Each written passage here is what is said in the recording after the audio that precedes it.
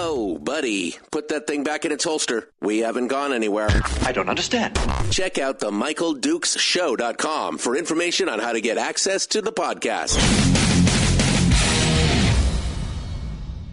Welcome to the party, pal.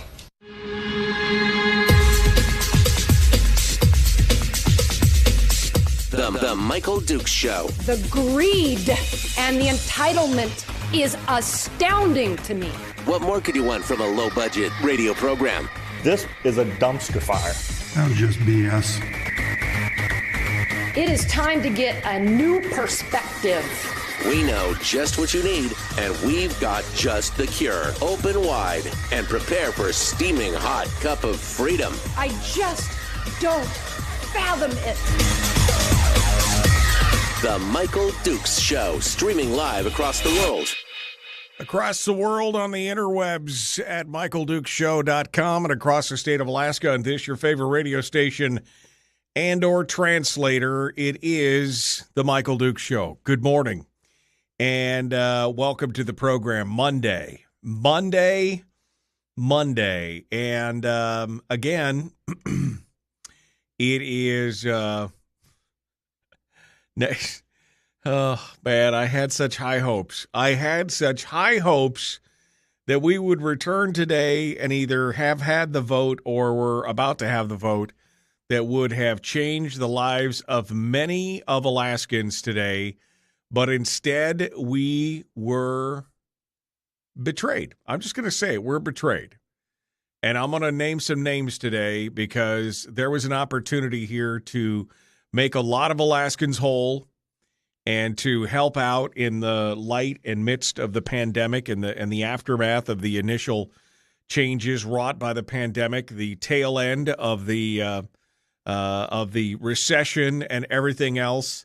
But instead, what we ended up with was politics and grandstanding leading to some seriously messed up stuff.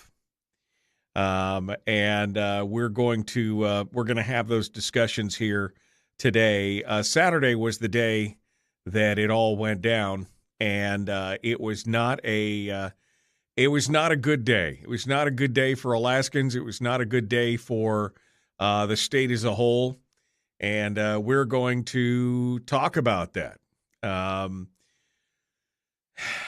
And then we're going to get some hot takes on it as well. Joining us on the program here in just a few moments, we're going to be talking with Representative Ben Carpenter, who is GOP state rep for 29 down on the peninsula.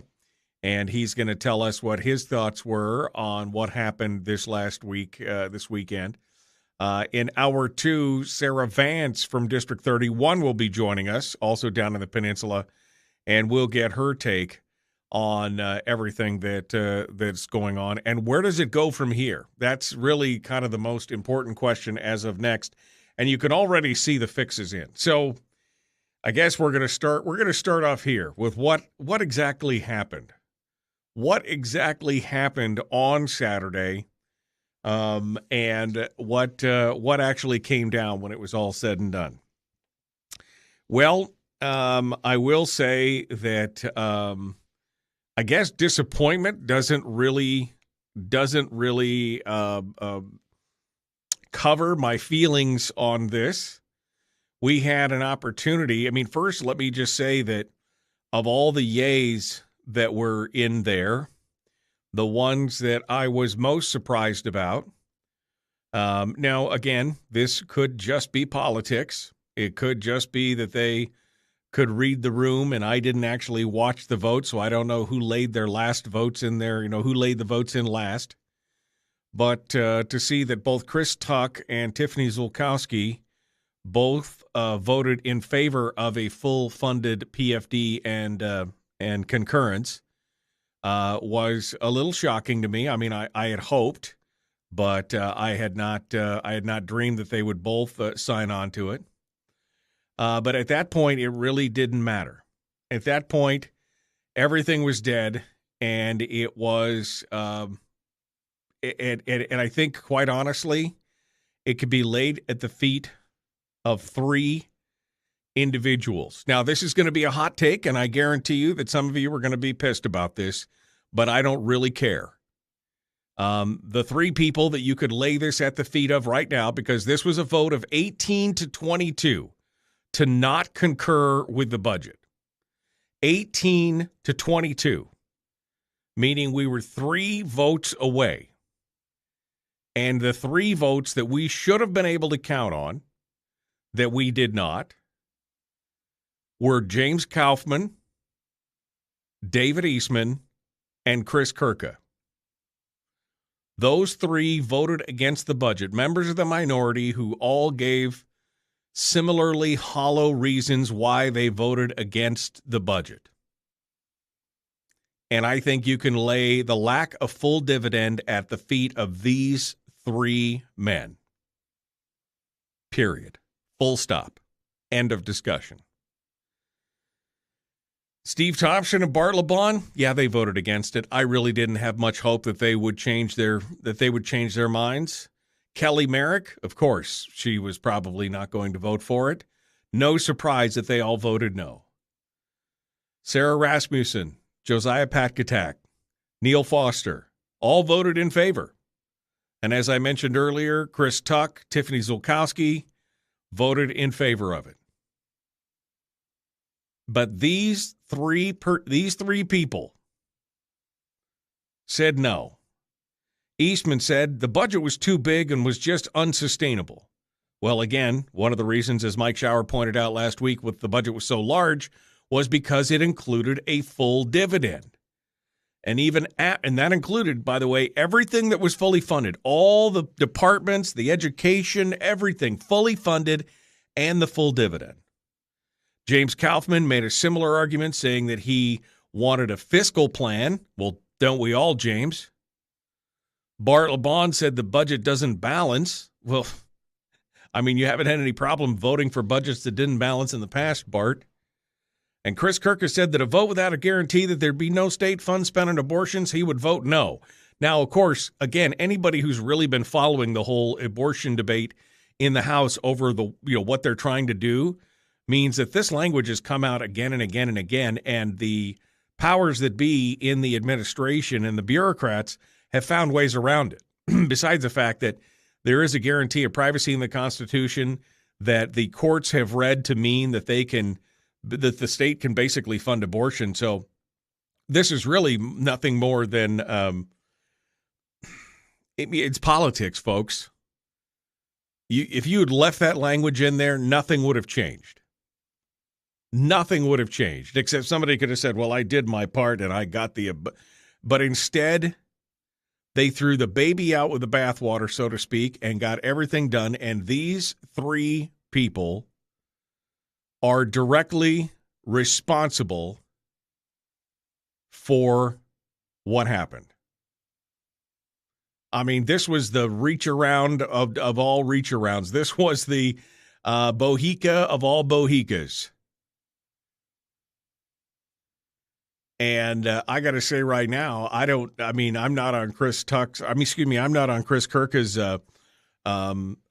campaign team, but there you go. I don't see him becoming governor. Do you?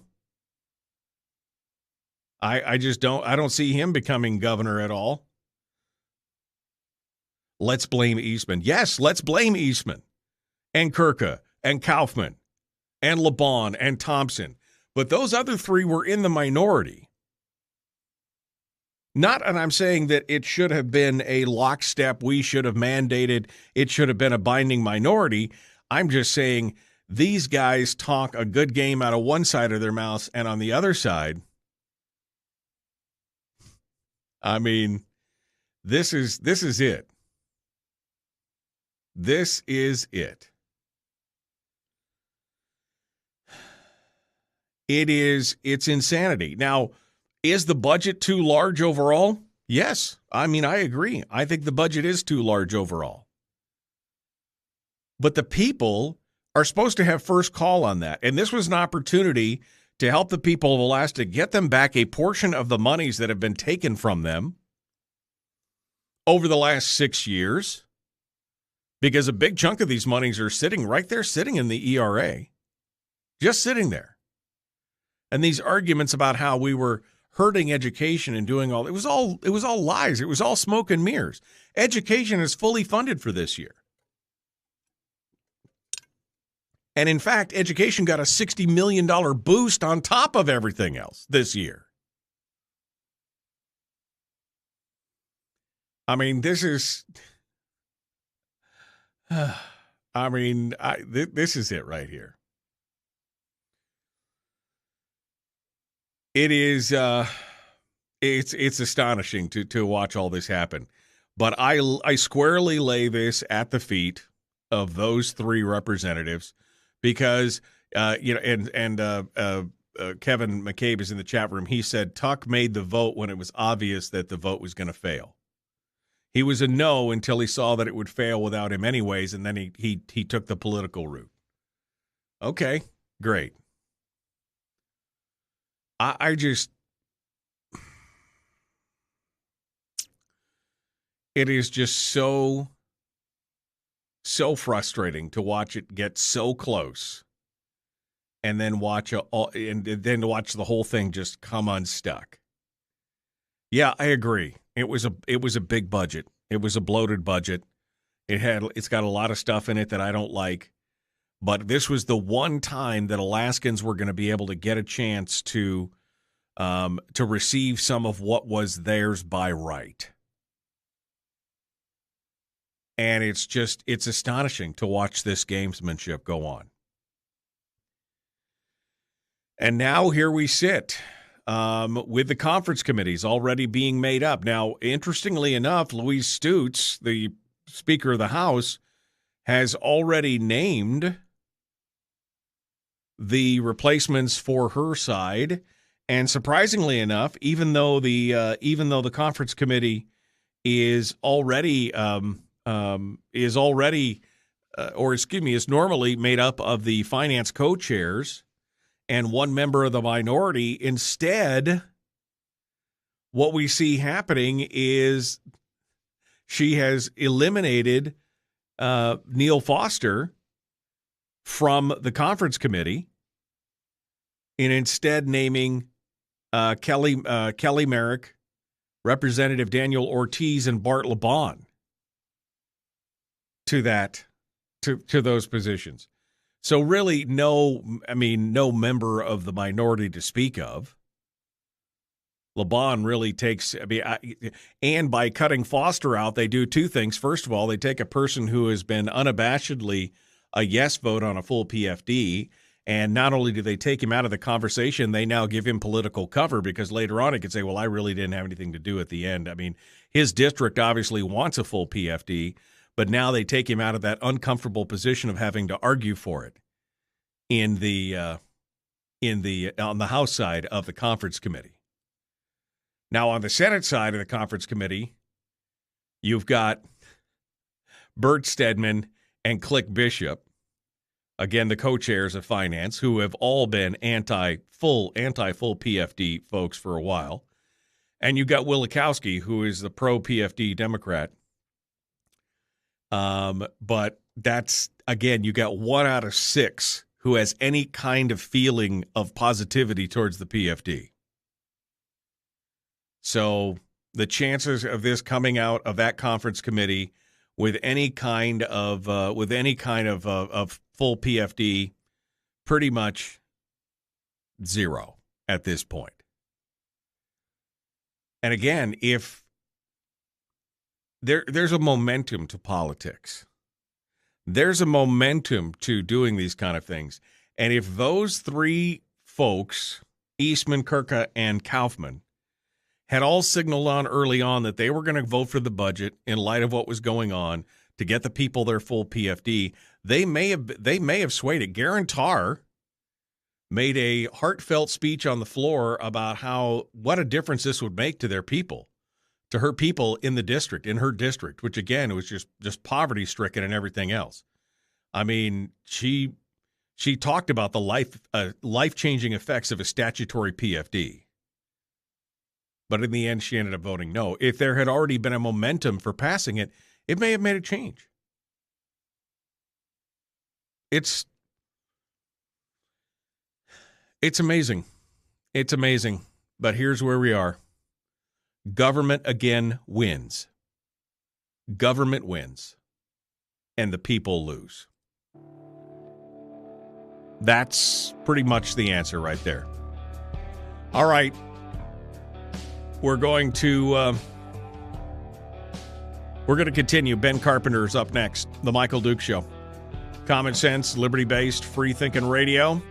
Don't forget to check us out on Facebook, facebook.com/Michael Duke Show. If you'd like to join us in the conversation, that's where you need to go. We'll be back with more right after this.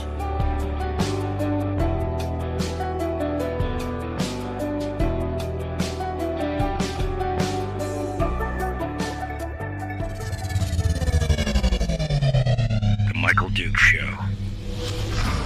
Gravy for the brain.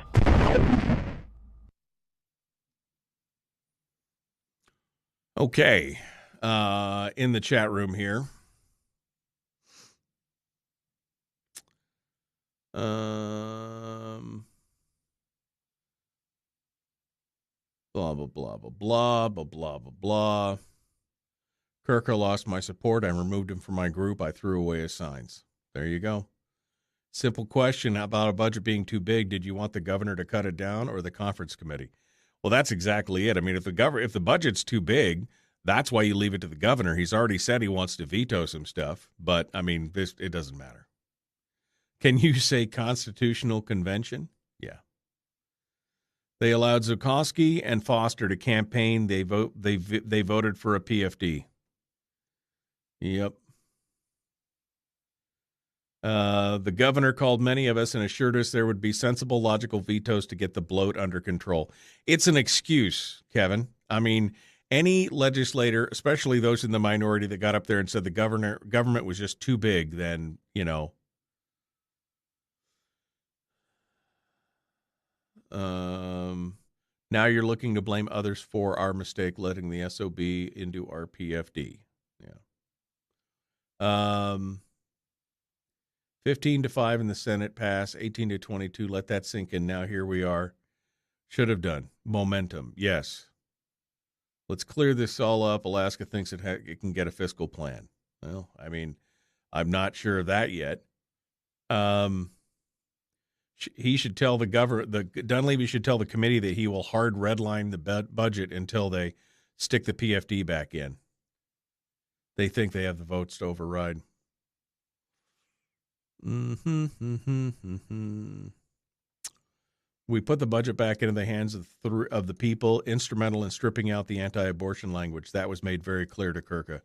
Yeah, I mean, Bert Stedman was the one that very clearly ripped that language out. So, I mean, good job, Chris.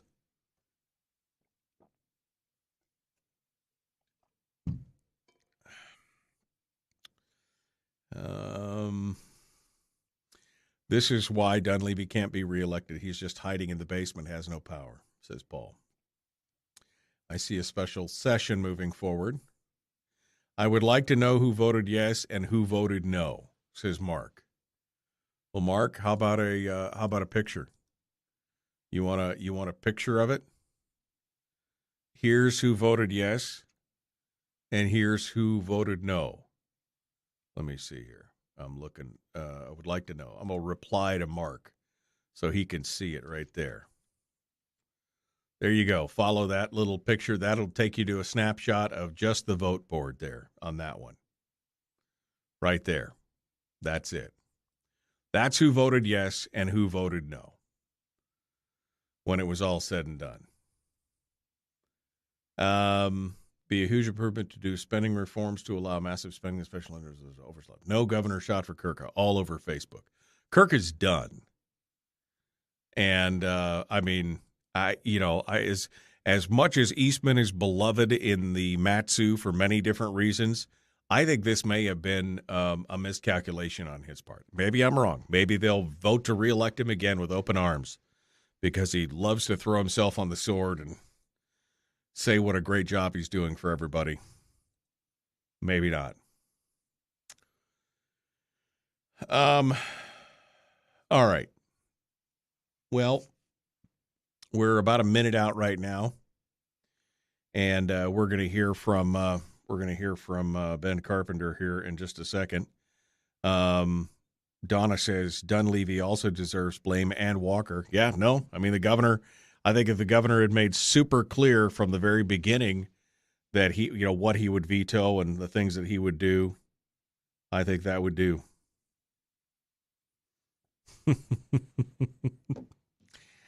Somebody just sent me a funny meme.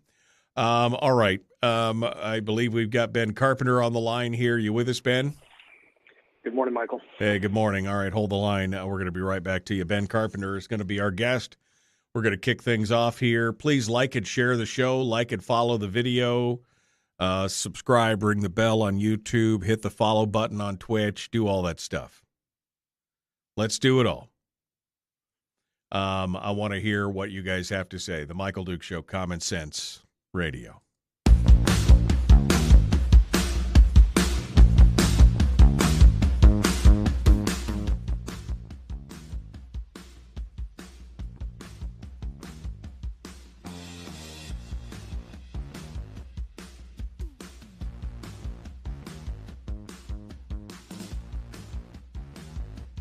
All right. Welcome back to the program. We're ready to jump into this now. Getting the straight dope, as it were, from people who were there when it happened, including our friend Ben Carpenter, GOP State Rep, District 29 on the floor. I heard lots of good things about Ben's floor speech before this vote took place. Maybe he can recap it for us here this morning and give us an idea of what happened. Ben Carpenter, good morning, my friend. How are you, sir? Good morning, Michael.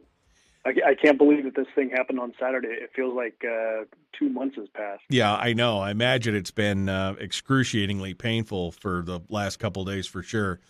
I mean, I heard good things going into this, Ben. I had actually regained a little bit of hope and thought, well, maybe people were going to do the right thing. Maybe this thing was actually going to come out. Maybe we were going to be able to put aside some of the animus and some of the grandstanding and some of the other things that were going on. And maybe we were going to do what was right for the Alaskan, for the people of Alaska. And instead, what happened. And I want to know, I mean, I really don't even have any words. I've been pretty much speechless the whole weekend since I heard about it. So why don't you give me your thoughts as you guys approach this on the floor and as you started to see it forming and everything else? Give me the rundown here. Yeah, I guess I would just say that if it was up to the legislators themselves and we were kind of locked away or sequestered in a building without any contact with the outside world, sometime between Wednesday and Friday, had we voted, I think this budget, we would have concurred with the Senate version. I think when you throw in the business interests in particular, that caused some of the Republicans to waver and go a different direction. And it's pretty frustrating. I mean, you look at this, it's a Republican problem all the way around. Yeah, no, I agree. I mean, it's been a Republican problem for a long time, and the dysfunction in the state is it can be laid at the feet of the Republican Party almost from the get-go for all these things. And like you said, I mean, I was hearing that it looked like it may have had enough votes for pass, and that was one of the reasons why Louise Stutes continued to delay, because there was a lot of arm twisting and pressures going around in the background. I mean, we had the AFL-CIO out there. There were, of course, all the teachers' unions. Were there other organizations? Was it Chambers? I mean, who else was exerting pressure on this? Yeah, you nailed it. Chambers and other industry support organizations like stability, and this goes to the crux of the problem. I don't think anybody in the business community really wants to find a solution to the PFD problem. They just don't want to be taxed themselves, and I think they mistrust or distrust that the legislature is going to do anything other than that.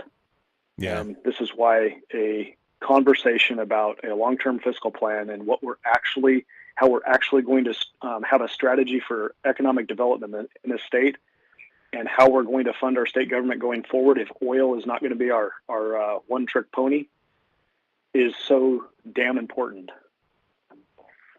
Yeah, it was frustrating. I mean, look, were there things to hate in this budget? Absolutely. Were there things that I disagreed with in the budget? Absolutely.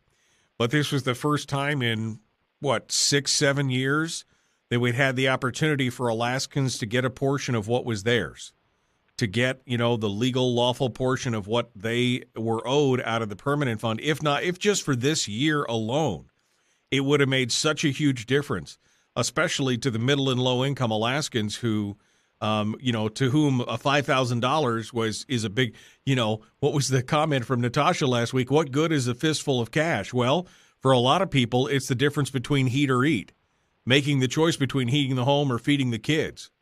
And, this would have made a huge, huge difference. And instead, we got special interests arguing that you need to take thousands and thousands of dollars out of families' pockets to protect their spend. And that, quite honestly, is reprehensible. Yeah, that's an ignorant statement there, coming from somebody who could easily have a fistful of cash. Most people have never seen a fistful of cash. Right. I mean, it's ridiculous. It's pretty easy to say a fistful of cash won't make a hill of beans. I mean, when you make $100,000 a month, it's pretty easy to poo-poo somebody getting $5,000. You know what I mean? Yeah, we're talking different worldviews here. Sure, it's like throwing a hamburger away versus your car. It's all a matter of perspective at that point.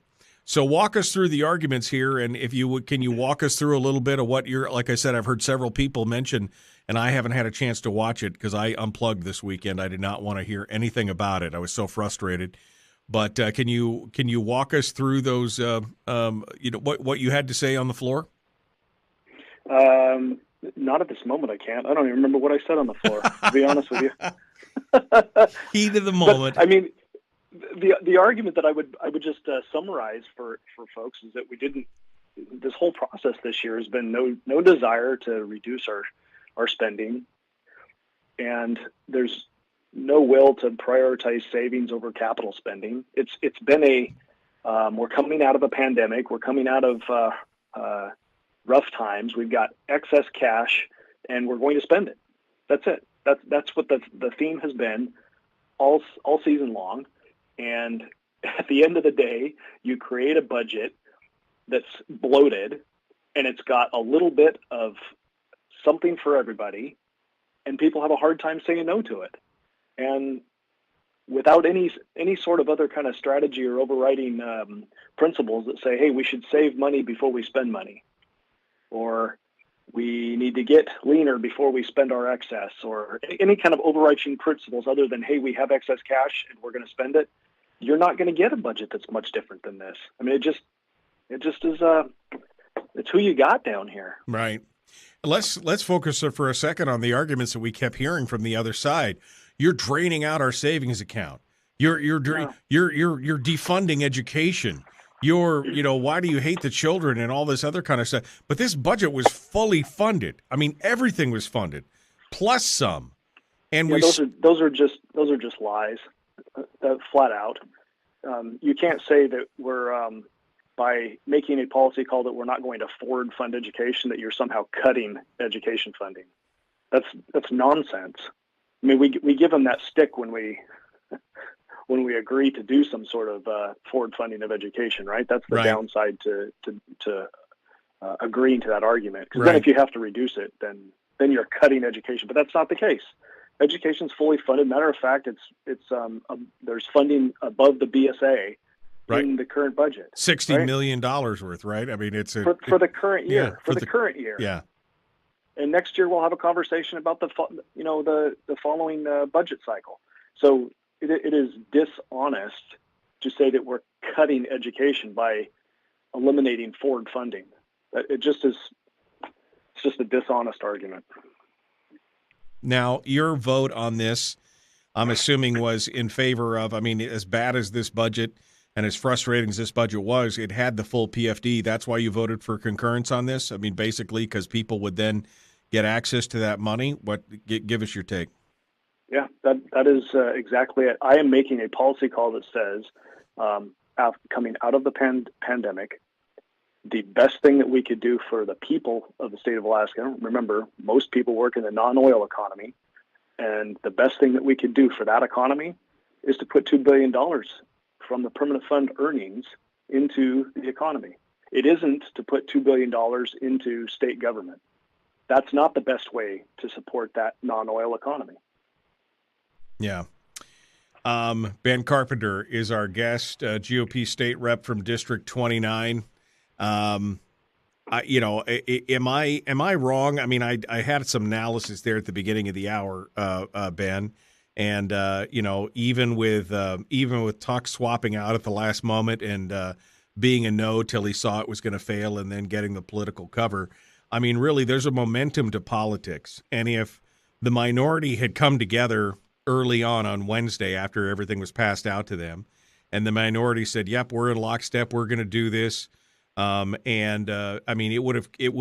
it could have created some more momentum, and it looked like Garantar was on the cusp. We knew Foster was on board. Maybe Zulkowski would have stuck with it as well. But the fact that we had Eastman and Kurka and Kaufman all turn around and give what I am calling lukewarm excuses for why they didn't vote for the budget, trusting on the governor who had said that he was going to do some serious vetoing of this with all these arguments about bloated budgets. I mean, this really is what cost us the PFD in the long run. It's a perception or expectation issue, because your assumption that the Republican caucus, because it exists as a caucus, all the members are rowing in the same direction or want the same outcomes that's a fallacy. It's not accurate. We've never had that. And so when it comes right down to the day that you have to vote, that becomes apparent, but it hasn't been clear the entire time to some folks outside the building, but it has been for those of us inside.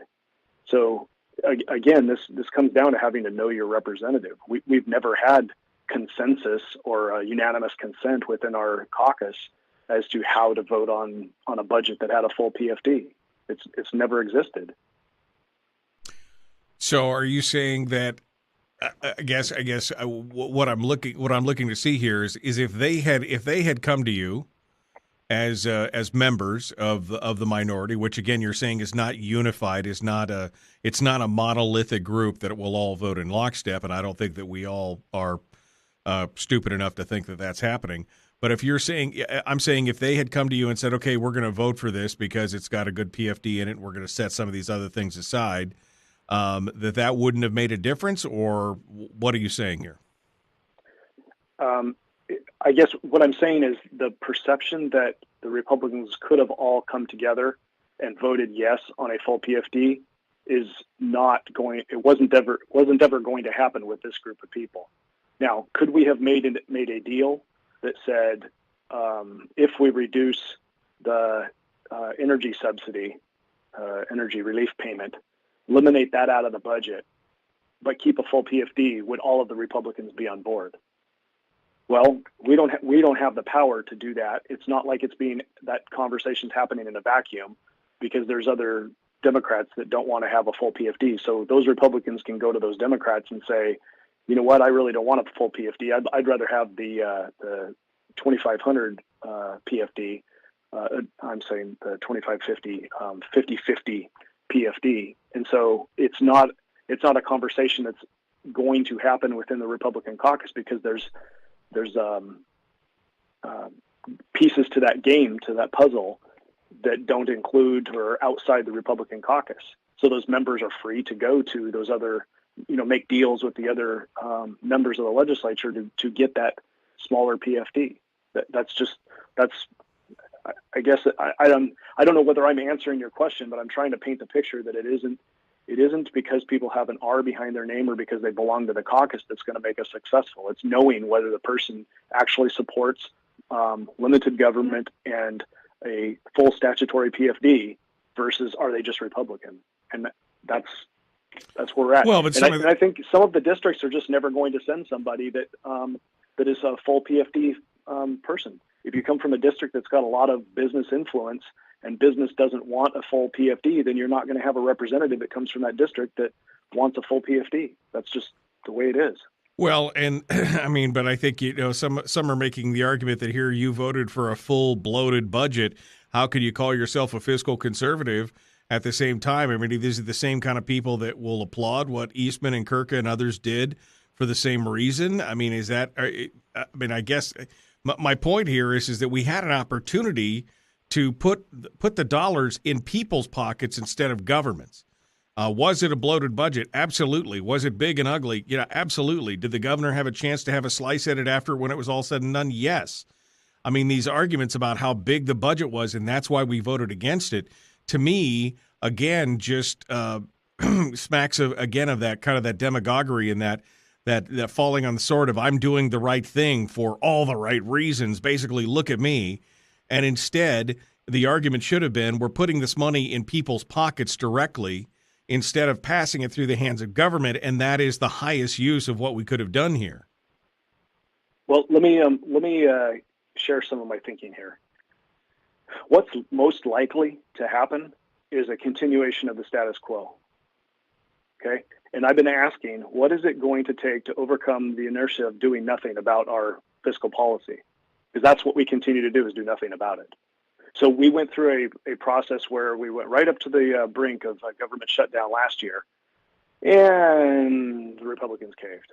We didn't take that opportunity or that significant emotional event to actually sit down and have a conversation about what the structure of our revenue sources and our spending and solve the PFD problem. We punted. We said, oh, we'll have the fiscal policy working group. Okay, so fast forward to this year, and now we've got a conversation about a big budget, a big bloated budget.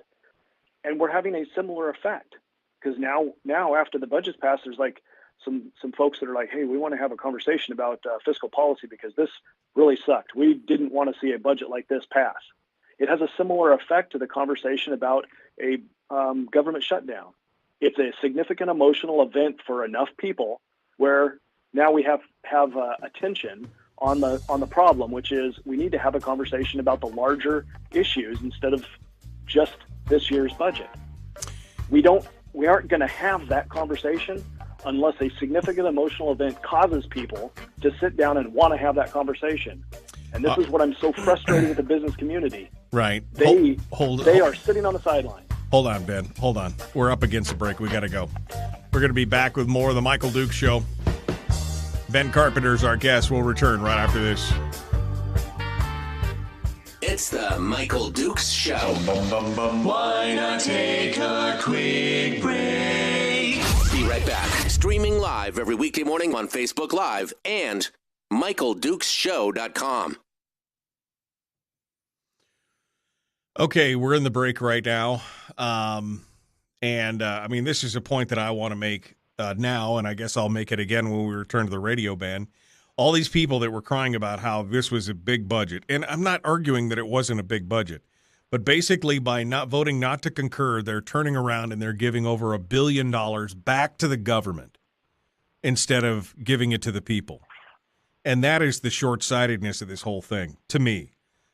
Is that we had an opportunity. Yes, this was the largest budget in history, primarily because $2 billion of it was the full PFD. But now the argument goes, well, we're just trying to. You're giving that money back to the government to spend on whatever they want to spend it on in the future. You've taken well over $1 billion out and given it back to the government.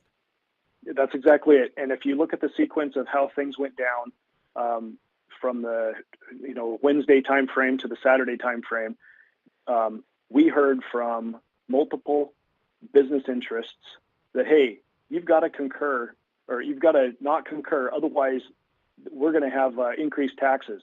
And lo and behold, what does Senate Finance dig out? They dig out one of the bills that's going to increase oil taxes. This is a concerted, coordinated effort amongst business and pro big government Republicans to shift the dialogue away from spending that money on the private sector, on the non-oil economy, and keeping that money for the government. And the message became, if you do this, then we're going to increase taxes on oil companies. That's the subtle message that was sent. Now, there was no way that bill was actually going to pass, and I'm suspecting the governor would never allow an oil tax increase to happen at this time. But that's the messaging that happened. And so this is, again, we have the conversation about what is our strategy for economic growth in the state?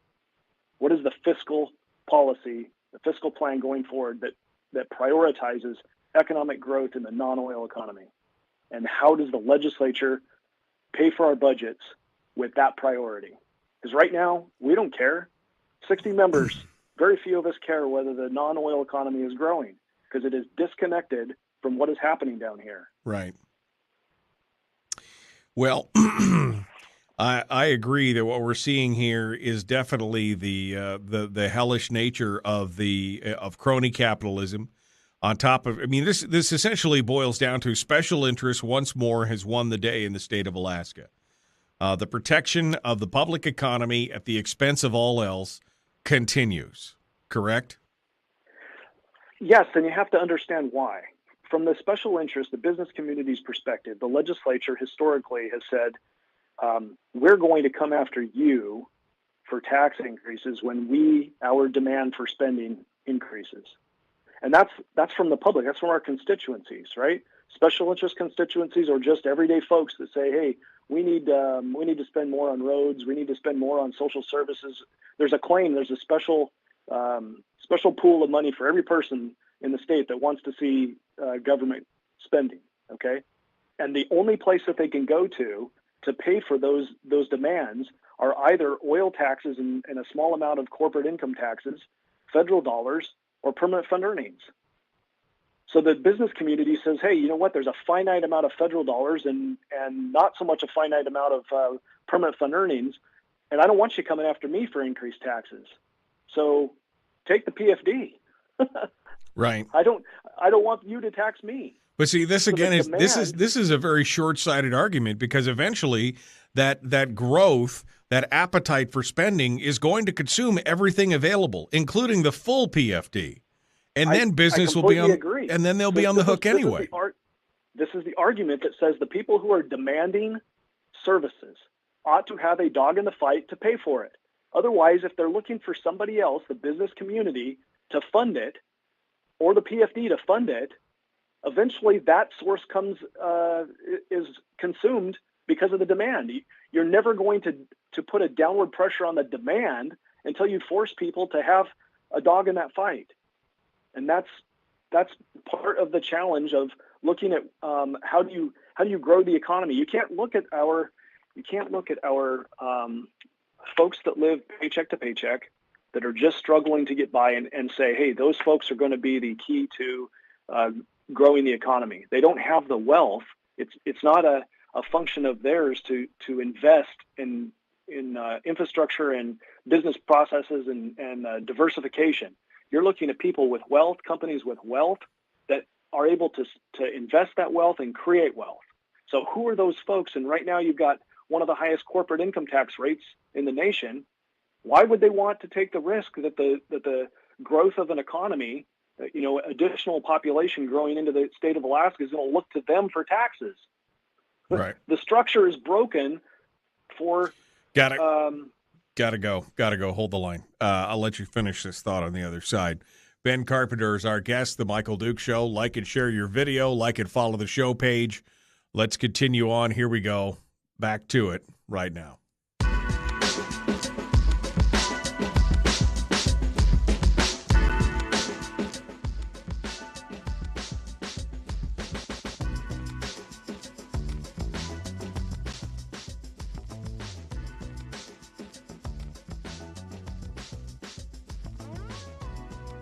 We're continuing now with Ben Carpenter, and I made the point as we were after we went to break, that here's the problem. For all these people that voted against the concurrence and said, well, it was because the thing was bloated and it was too much and it was big, and, I'm not voting for it because, by the abortion language was still here or whatever. The bottom line is, here's what they've done. They've essentially given back over $1 billion, almost $1.5 billion that would have gone directly to the people outside of the government. The government wouldn't have spent it. It would have gone straight to the people. and instead they have effectively given the government another $1.5 billion to do with as they see fit. Oh, and by the way, good luck. Do you think that this abortion language is going to get back in there? If that's really the language, by the way, that's been in there for years and has never really made a difference. But you've traded all that to give the government $1.5 billion, and Ben was responding to that. Ben? Yeah, I guess after I calm down just a little bit, we got to pick our heads up and realize that this, the discussions about the budget, the current budget is, you're down in the weeds, and you got to pick your head up and say, what's the big issue here? The big issue is the legislature is still talking about taking all of the resources of the state, all of the revenue that comes in, and promoting government. We are not promoting the economy. We're not promoting economic growth. We've got no strategy for economic growth. And that's the problem, because people are expecting that the state of Alaska is going to provide jobs, that we're going to have economic growth. That's what we want for our kids. Maybe that's part of the problem. Why are we looking to government to promote economic growth and create jobs? That's not government's function. Government's function is to get out of the way. It should stay out of the way. You're absolutely right. So how do we get it to stay out of the way? If we want to grow the economy, we have to look at ways to reduce our tax burden on the very people that have the wealth that would be spending that wealth to grow the economy. Otherwise, they don't want to get in the game because their wealth's at stake, and a portion of high portion of that's going to come right off to pay for the services that the people are demanding. We've got a structural problem in how we generate revenue for the state. And as soon as you take all of the permanent fund earnings and you use it to pay for state government, you still have a population that is disconnected from the cost of the services they're demanding. And you will then have taxes and no PFD, and it's a death spiral at that point. It is. I mean, and we've reached that. I mean, Ben, I've come to the conclusion that there are factions within the legislature wearing different animals on their lapel, both sides of the party aisle, who I believe at this point don't want to find a solution. We've talked about not having a fiscal plan. We've talked about ignoring the workings of the fiscal policy working group and everything else. I've come to the conclusion that that's what they want. They like it this way because it allows them in a crisis to basically take controls of those monies and do whatever it is that they want to do with it. Am I wrong? No, I don't think you're wrong. That's why I have been saying, how do you overcome the inertia to do nothing about the problem? How do you overcome that? It takes a significant emotional event to cause people to come to the table and actually deal with the problem.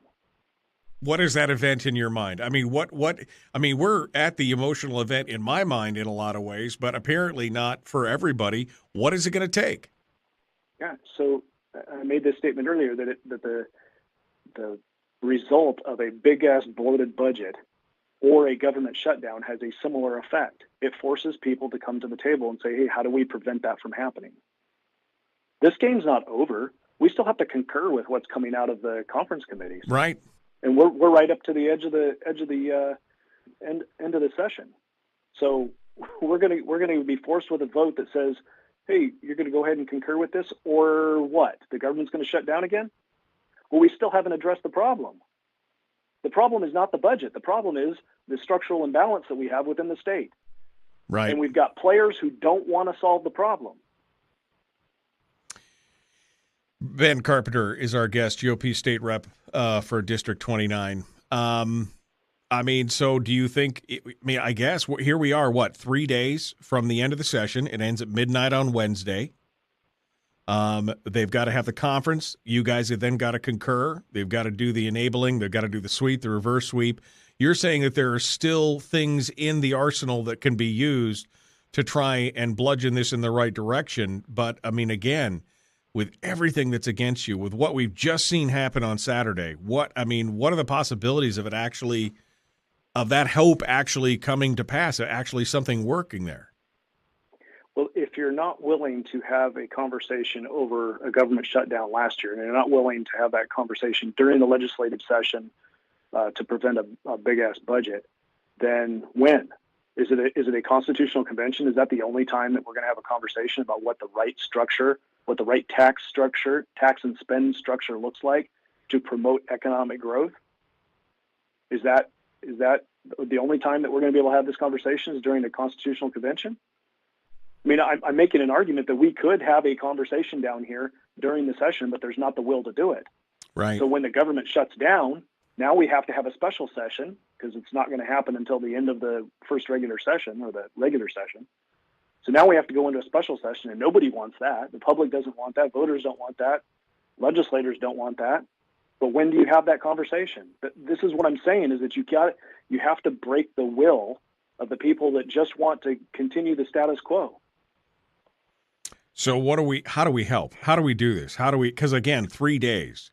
I mean, this is going to have to go into overtime. I mean, am I wrong? I mean, Yeah, I mean, I'm going to make a prediction that says there aren't enough people in an election who want to break the status quo.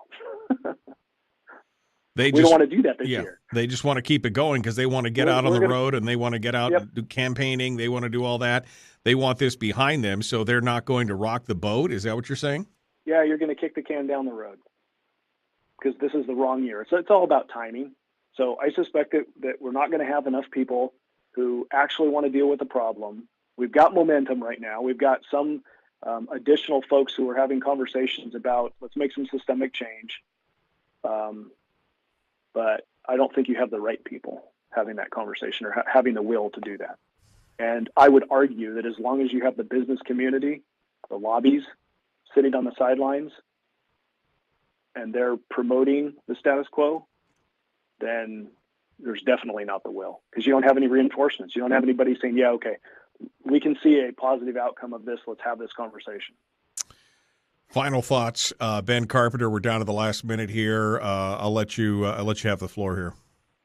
Yeah, it's such a difficult thing for voters to consider because it's a complex process. It's not just straightforward. This budget is not just straightforward about this year. It's about so much more than that, and it's important for people to understand whether their candidate going forward is a pro-government, pro-big government spend candidate, or whether they are for Alaskans and for a diversified economy and for breaking the status quo of the situation in Juneau and how we do our budgeting process and how we spend our money. It's a big nut to crack, and I wish everybody the best of luck. Ben Carpenter, thank you so much, my friend. Appreciate you coming on board and joining us today. Thanks for having me. Thanks for giving us your thoughts anyway on this. We're out of time. Hour 2 dead ahead. Sarah Vance up next.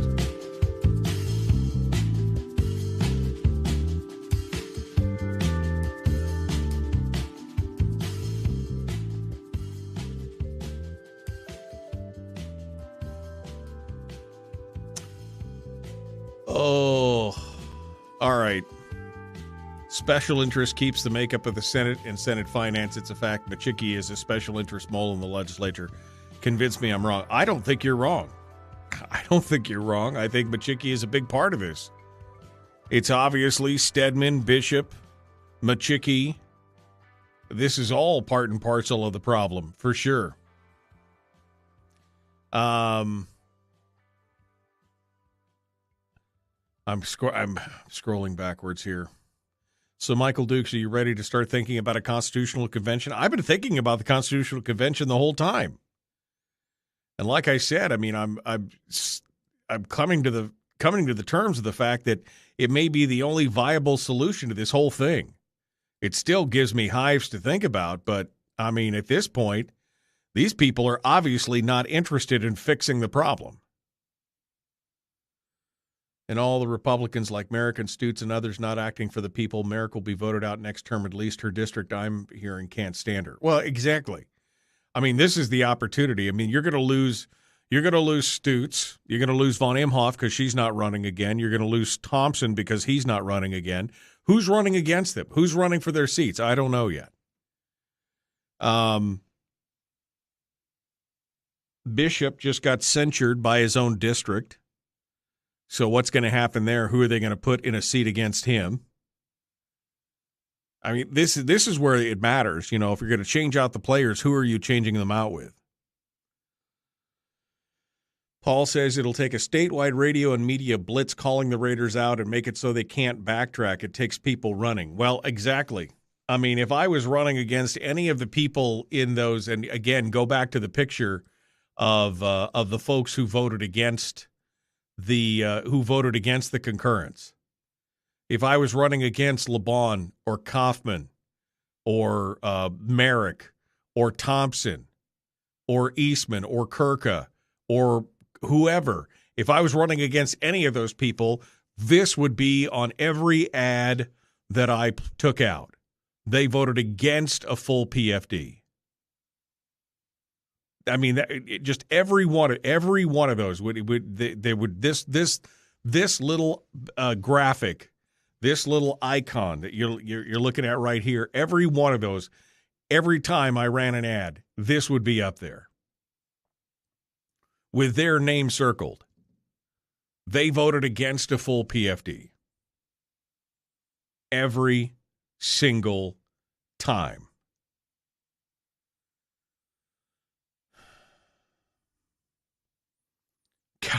Kaufman is in Jennifer Johnson's pants.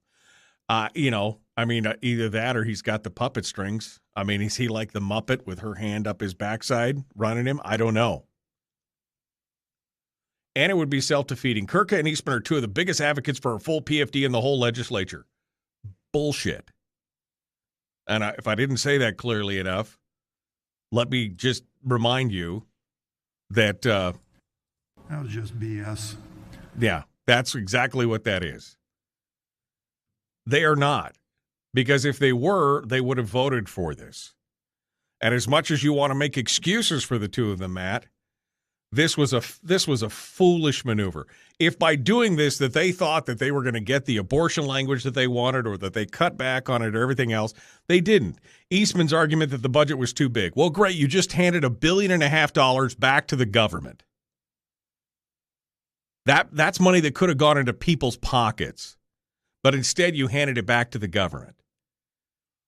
And do you really think the conference committee is going to put Kurka's language back in that he wanted? That has been in there before and made no difference whatsoever?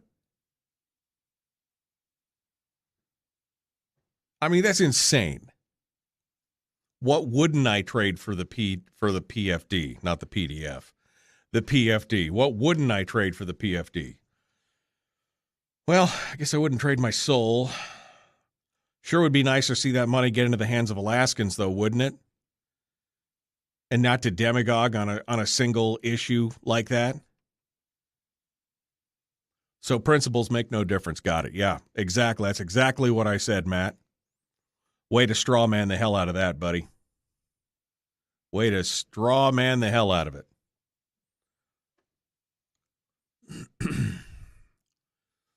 Anyway, this whole thing is just so insane to watch. So insane to watch. But there you go. I think, the bottom line is that they've probably done more damage to themselves than anybody else. I mean, here's the thing. They are these are pro-life guys. What if this one vote gets them unelected? What if this one vote leads to their downfall? Now you've lost some real good pro-life guys in the legislature. I mean, that's the thing. They've cut off their nose to spite their face in this regard. But, oh well. I think a lot of people are disappointed in this move by them. Like I said, I've agreed with a ton of almost everything that David Eastman has done or stood for. I've agreed with. Haven't always agreed with his methods, but I've always agreed with it. This was just stupid. This was just foolish. And I think that they've miscalculated. That's what I'm saying right now. I think that they've miscalculated. But I guess we'll have to see. All right, phones are ringing. That means we got Sarah Vance up on the line. We're getting ready to rock and roll here. We got to continue Hour 2, dead ahead, the Michael Duke Show, Common Sense Radio.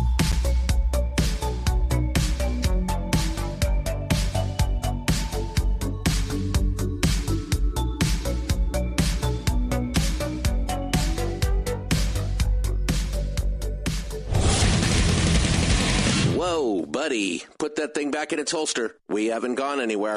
I don't understand. Check out the MichaelDukesShow.com for information on how to get access to the podcast. Welcome to the party, pal.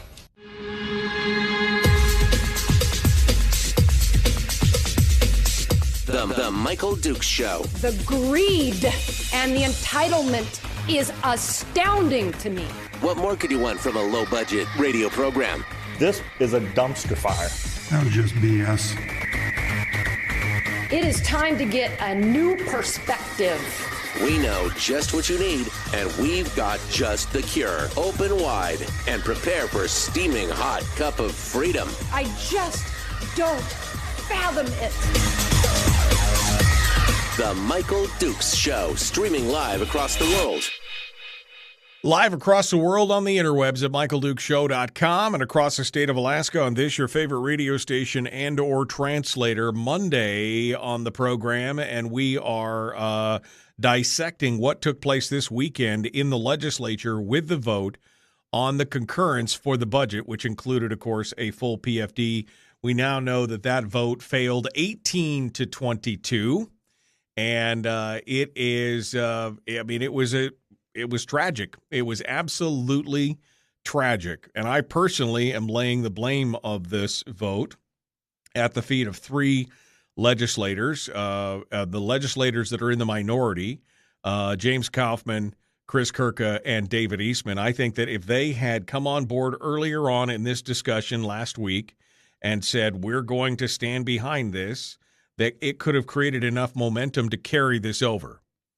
Now, I'm being chastised in the chat room by some people for not being conservative enough or libertarian enough or fiscally conservative or anti-life enough or whatever it is that they're saying that I'm not. I'm just saying that I'm laying all this there's plenty of blame to go around, but primarily those three folks right now are the ones in my crosshairs. And like it or not, love it or not, that's how I feel about this. But let's get somebody else's take on this. Joining us this hour is Sarah Vance, who is the GOP state rep for District 31 down on the peninsula. She was there on Saturday. Let's see what she has to say. Good morning, Sarah. How are you? Good morning, Michael. I guess for self-gratification purposes, am I wrong? Is this, this was a close vote. This was 3. Now, if Tuck only voted yes because he saw it was going to fail, you'd have to pull somebody else, but maybe Tar could have come on board. I mean, I don't know. Am I being too harsh? No, I think you see it pretty clearly. I don't want to throw stones, but I think the people see things exactly as they are. Well, I guess it depends on which people you're talking about. Well, I would say the majority of the pro-PFDers are saying this is what it was about. Right. Everyone knew that this was why there was delay, that it was all about the dividend. And that's why I said in my floor speech that, hey, if it wasn't a full statutory PFD, I wonder if these same people would be calling this budget irresponsible. Right. Oh, no. I highly doubt it. Oh, absolutely. It's got everything they could ever wish for in it. I mean, that's the thing. They're looking to the long game and saying, if we spend this money on the PFD, that's less money for us to spend down the road. And Correct. and I think that's the whole thing. And this argument from some of the people who voted against it, well, that it's big. I mean, first of all, the governor still hasn't had his crack at it. Second of all, right. By voting no, you've effectively given the government back $1.4 billion or whatever it is, over $1 billion you've given back to the government to allow them to spend how they want down the road. That's what you've done. The incredible part is that this year's budget also includes another $1 billion into the corpus of the fund. And then the 4 years that I've been there, about $10 billion has been transferred from the earnings reserve to the corpus of the fund. So I think that's important to note because that money isn't going into our state savings account. It's going into the corpus of the fund, which is wisely invested. It does a great job. So it's, from a financial perspective, it's a really good move, and the legislature can't touch the corpus. However, that only fuels their argument that says, oh, well, we can't overdraw the ERA. Right. We can't afford a dividend, right? Because the draw, we scrape from the top now with the POMB, it's that 5% that goes into the earnings reserve. Well, that used to be transferred directly to the dividend fund to the people, but now it's looked at as the big piggy bank. But, we can't touch that. Right. We can't overdraw. That's irresponsible. Right. Well, I mean, and this whole argument about how, it's irresponsible to spend out of our savings. Now, I mean, you guys, not you, but we've spent $18 billion over the last 6 years out of our savings, but it would be irresponsible to spend anything out of our savings this year. Right. I'm glad that we've had the savings these past number of years to be able to get us through these hard times. I mean, after all, that's what it's there for. But the mood is to not put money into the savings anymore because it doesn't make a high of a return as if it's invested into the permanent fund. And Right. It's just an interesting transition that the legislature has taken these past number of years is, well, this one makes more money, it's smarter.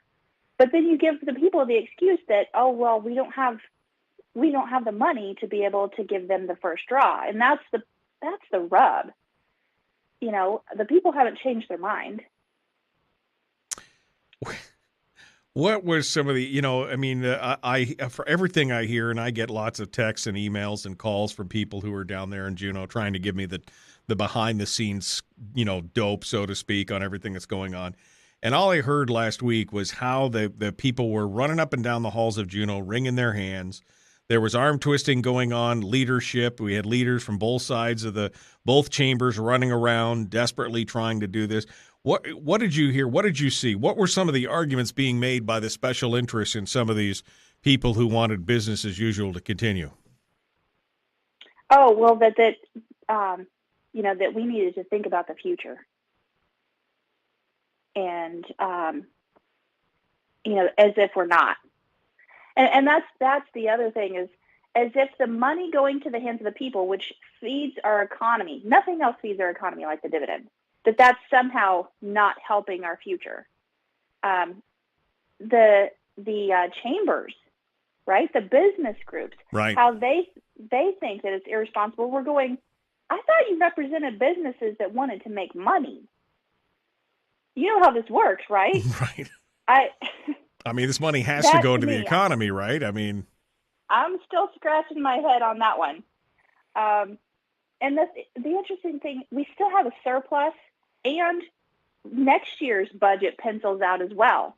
Now, I'm not making the argument that this was such a glorious budget, or that we shouldn't be putting more into savings. I absolutely believe that, and there's a lot of those pork projects in there that don't belong. But the cards that we were dealt is up or down vote. And that our one shot in more than 6 years to be able to give a lawful dividend to the people, that's the vote that I'm going to take. And then let the governor pull out his red pen. And that's the conversations that were happening. And there were legislators that were meeting with the governor. I don't know what those conversations were, but I noted, I don't know if the video caught it, when I first stood up to give my speech, Representative Garantar spoke before me. Right. And she was one who they twisted her arm because I really believe that she could have voted with us. Right. She has one of the poorer districts in the state. She has a heart of gold. Okay, I know that she's very left, but she truly has a heart of gold. I've been working with her more on the sexual assault, bills. And, she's such a thoughtful person. She really wants to do what's right. But for some reason, they were able to convince her once again to stick with the binding caucus. and instead of voting for her district. And she spoke to something like that she wanted to vote to give concurrence because of how many people the full dividend would help in her district. However, she was going to stick with supporting their vote with the caucus. And at the very beginning of my speech, I said, I hope you get what you've been promised. Because obviously there was some quid pro quo going on in there. I mean, again, I would have thought that she was like one of the ones that was most easily swayed to the full dividend because, again, she even said it in her speech, it would have life-changing effects. A full dividend would have life-changing effects on her constituency. Absolutely. And the sad part about it now is that after that vote, the day after the vote, hey, Garen, how are you doing? She's like, terrible. And her bill that she's been working on, which is HB 5, it is redefining the term consent, the word consent, in cases of rape and sexual assault. It's really important. We really need to update this statute. Department of Law has been working with her. She's been working on this, I think, 5 years. And I don't know that she's going to get that across the finish line. And that breaks my heart. I don't know what kind of exchange she made, but I just want to ask her, why do you keep believing them? Right. If you look at the bill, the bills that are on the House floor today, there are 12 bills on the floor today, and there are a total of 21 over in the Senate. Now, some of those in the Senate is a bill that would follow a resolution for a title change. So it's not 21 actual bills, but they are moving things through so fast to fulfill all of their promises. It's so obvious. And we have 3 days left. Yeah. Well, I mean, and that's the thing. I mean, and I keep going back to some of the arguments that we heard from some of the folks in the minority about how this budget was so huge and so this and so that. And I just can't wrap my brain around. I mean, look, I'm a fiscal conservative. I want government to spend less. But if you're going to spend money, first of all, there's this thing called the law, right? I mean, we had the statutory PFD. We were owed that money. Alaskans were supposed to have first call on that money. And of all the things that were in the budget, this was the one thing that would do the most good, putting $100 million into every voting district directly into people's hands. This would have done the most good. And of all the things that government, I mean, if government was going to spend, I'd rather see that money go directly into the pockets of Alaskans instead of into special interests and government bureaucracies and corporate cronyism and everything else. And just this argument that somehow this budget was just so huge, we're going to vote against it and take that money out of Alaskans' pockets. It blows my mind. The other important part to keep in mind is that once again, the operating and the capital budget were combined into one. And we haven't had a good capital budget in, I don't know, a decade, right? Yep. And there was money to the Port of Alaska, which I did that. I went down in the inlet and toured that. And if we do not do something now, within 3 years, they are going to have to decommission portions of that port because it will not be safe and it's going to start falling into the inlet. I know that sounds like a fear tactic, but no, right. It's true. I went and saw the pilings underneath. They're in really bad shape. And that's where 90% of our goods are moved. And we have to do something about it. We'll either pay for it now or we'll pay for it later. And they didn't get as much money as what they had hoped. I think there was $100 million for that project. And then also the Port of Nome, which is important for our national defense and trade. So there's really important projects like that are also included. It's about time that we start investing into our infrastructure in roads and ports.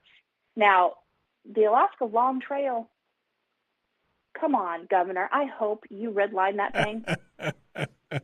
This is the $20 million project where they're going to create a walking trail from the port to the North Slope or something.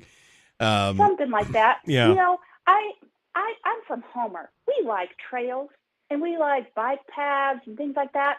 But when our roads are when our roads are being the means for real estate, that you could, a pothole could be set up as a piece of property.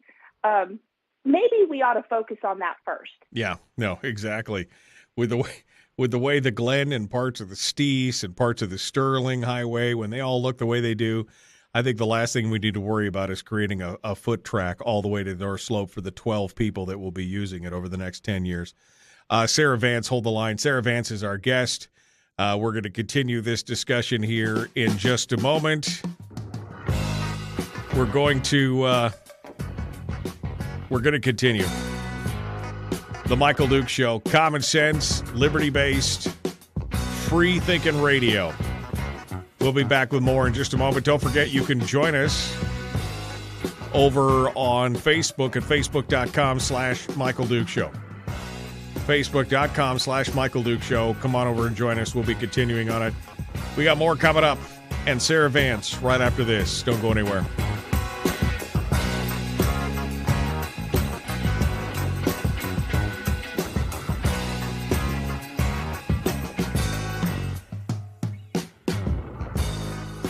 We're broadcasting live through a series of tubes. Allowing all of these entities to provide streaming stuff going on the internet. Well, it's kind of hard to explain. Sorry. Streaming live every weekday morning on Facebook Live and MichaelDukesShow.com. Okay, we're in the break with Sarah Vance. How big of it, I guess, I got started this morning, Sarah, and I was a little hung up about it, and I got chastised in the chat room by some people because I was beating up or piling on for, Eastman and Kurka and Kaufman and LeBon and Thompson and everything else. But, I mean, if at least 3 or 4 of them had come on board, the momentum of this could have carried it over the finish line, right? I think so. It's so hard to say. But we really felt that we could have had the votes. And that's why, and obviously the speaker thought the same thing. That's why she delayed it for 4 days. Now, Kaufman, he stuck to his word on what he ran on. And he feels that he's truly representing the will of his district. They said it clearly when he was elected that the dividend was not the issue for him. And I had hoped that he would have looked at the fuller perspective of the impact. He did say this budget's too big, and I said that I was going to work on that downward pressure. Bart and Steve, they have stayed consistent with the way that they voted for the past several years. But it still hurts because there are a lot of us who are looking at the impact that it not only makes to our district, but also to the entire state of Alaska. And particularly for Bart and Steve, they feel that we can't overdraw the earnings reserve, that it's too much, which, hey, I understand their perspective. But when it's members of your own team that caused the vote to fail for the things that you've been fighting for the entire time that you've been here, and the fact that it's just following the law, that's the part that I have a hard time with. I mean, my emotions have been a mess because of it, along with everybody else's. Sarah Vance is our guest here on the program. I was just pontificating on the fact that I think that this is going to endanger some seats, I think, in the long run, because, while it may have been Kaufman and Thompson and LeBon may have been in serious, in sync with their constituencies, the people in the Valley, they are very much pro PFD. And it's hard for me to look somebody in the eye and have them tell me, well, I'm pro-PFD, but I'm voting against this because this is such a large budget. Yes, it is a large budget because $2 billion of it is the full PFD. And yes, it was still a large budget outside of that, but we've done everything that we can possibly do to get it. Doesn't it make sense to put that money in the people's hands directly, though? And the argument that Right. somehow that's wrong is just, to me, is wow. Yeah, it seems like for some people, there's always a reason to say no. Always an excuse.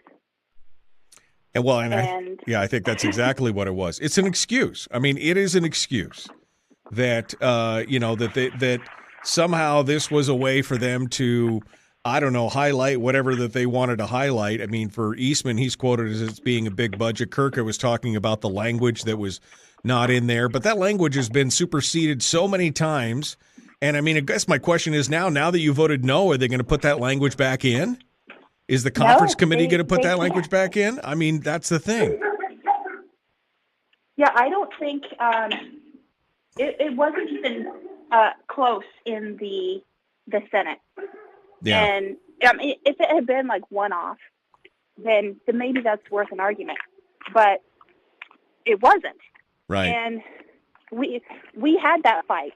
Now we have to move on to try to win the next one. Yeah. Sarah Vance, hold the line here. We're about 30 seconds out, and we're going to get back to Sarah here in just a minute. Lynn in the chat room says perhaps the real reason is they didn't want to give a win to the governor. Maybe. I mean, this is all going to end up in the it's all going to be a hot mess anyway. The governor's going to get this whole thing to begin with anyway. All right, well let's jump back into it here. The Michael Duke Show, common sense, liberty based, free thinking radio. Like and share this show. Here we go.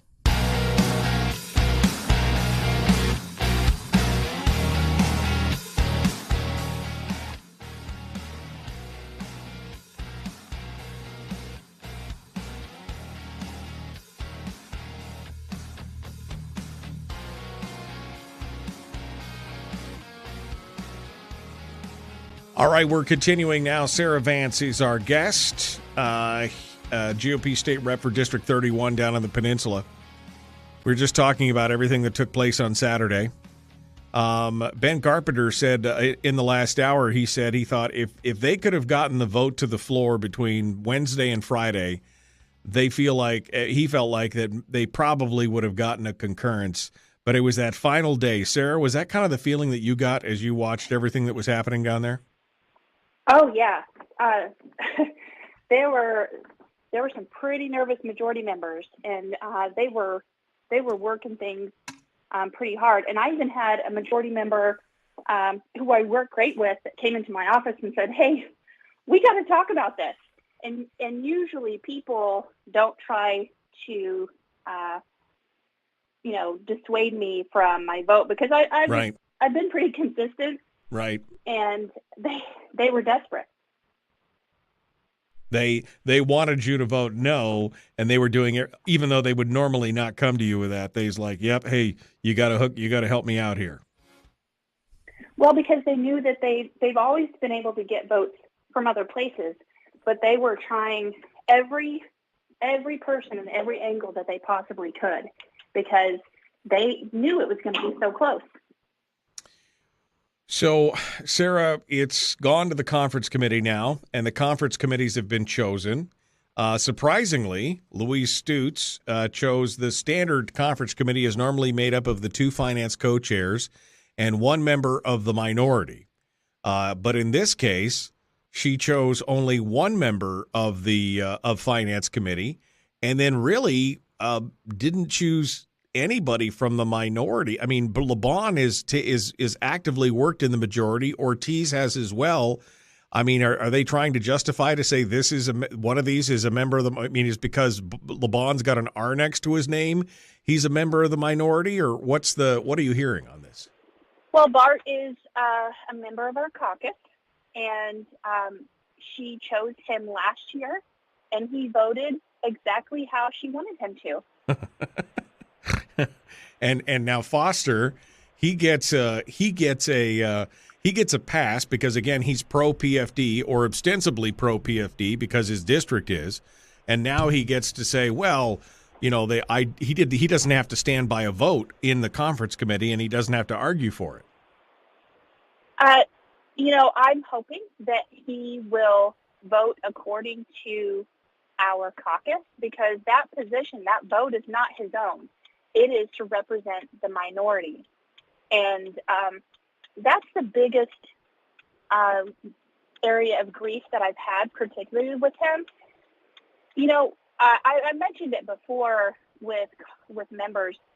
I can't be angry for how they vote, because if they feel like they're truly representing the will of their district, it's the people in their district that will hold them accountable, not me. Right. And so I have to respect however they vote, even though I'm heartbroken about it, even though I highly disagree. They're accountable to the people of their district, and they get to decide. But when it came to that conference committee vote, that was for our caucus. That was to represent us. And that's where I've had a hard time that Bart chose to represent himself that day. And I'm hoping that this year that it goes differently, because that's what really matters. We talk about integrity, and your word is the only thing that you have in the Capitol building. And when you break that among your members, it's really, really hard to get that back. Has he promised to vote for the will of the caucus? Or, I'm assuming he was chastised for the last go-around. Has he made any kind of inclination that he's going to vote for the will of the caucus, or is he going to try and use his own best judgment in that case? I haven't had a conversation with him about it yet. And we still need to have a conversation in the caucus, but I hope he does. Bart's a good man, and he's as far as being a team member, he doesn't go and wag his finger in front of our face for how we vote, and that's to be respected. Just like James Kaufman, he's keeping his word to his district. Even though I really don't like how he voted, I have to respect that he's keeping his word, because that's what I'm doing with my district. That's the challenge that we have, right? Is that the people have to send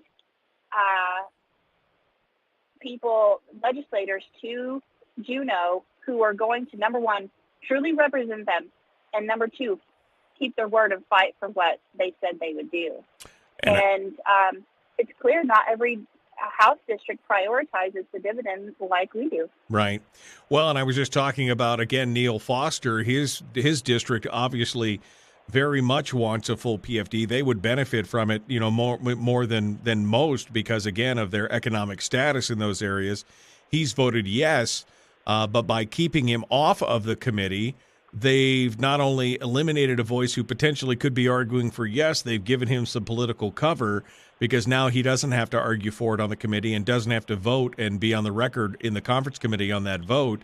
Was that punitive, or was it protective in your mind?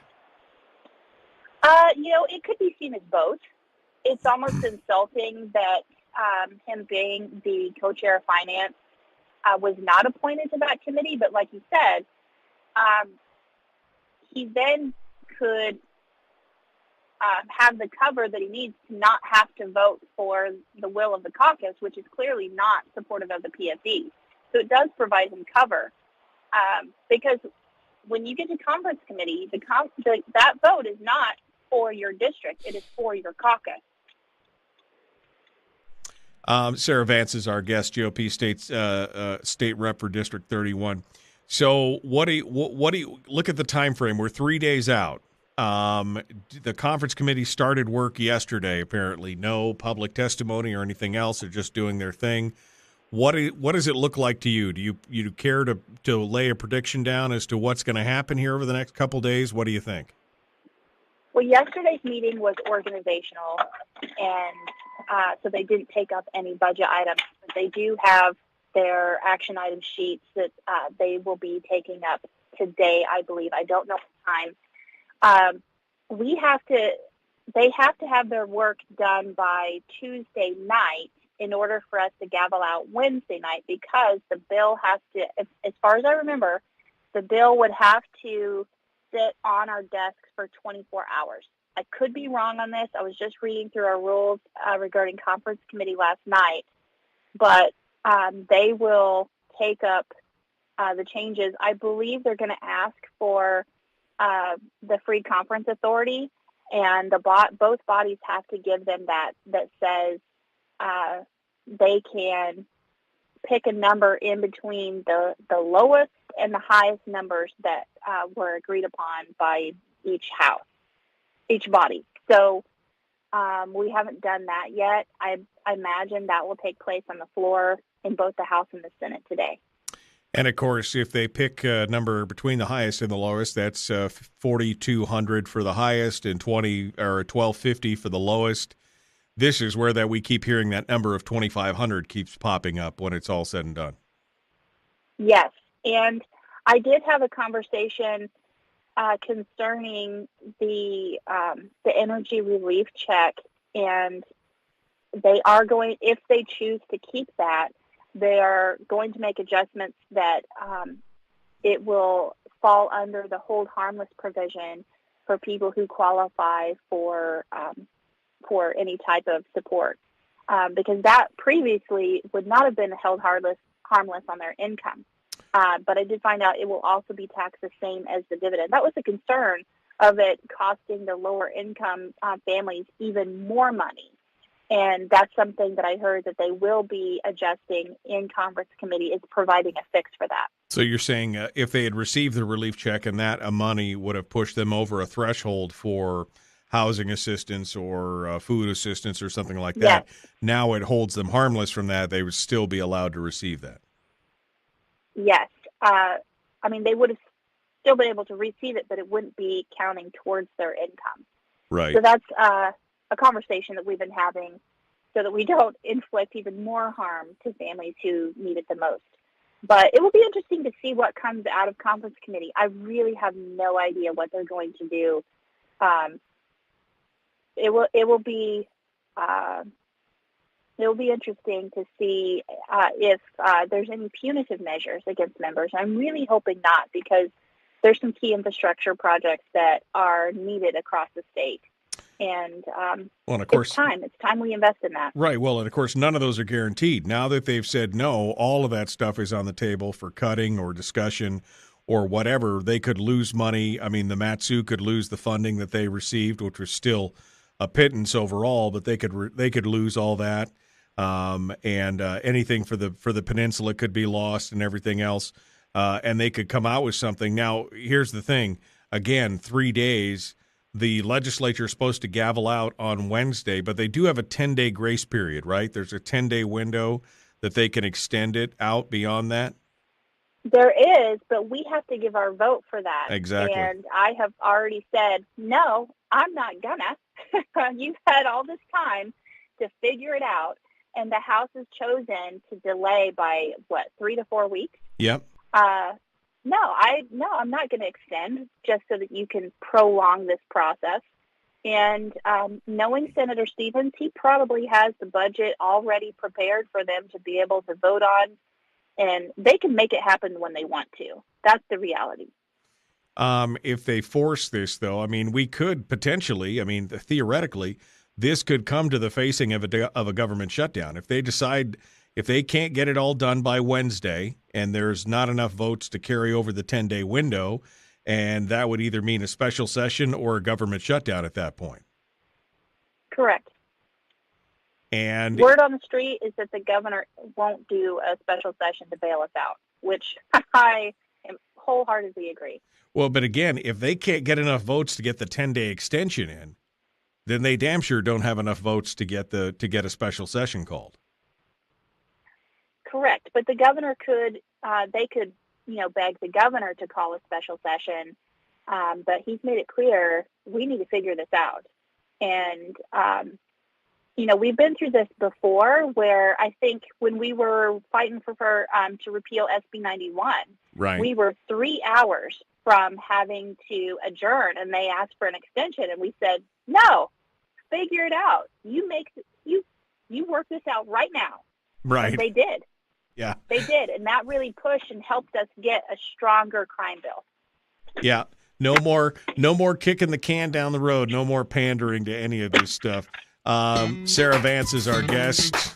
We're going to let her hold on for just a second as she gets her stuff ready. We're going to continue. We'll have one final segment, and then we'll be back. We'll do kind of a roundup of what went on during this whole session with her when we return. It's been a while since she and I talked, so I thought we'd get a quick hit on this. Back with more of The Michael Duke Show. Common sense, liberty-based, free-thinking radio. We return with Sarah Vance right after this.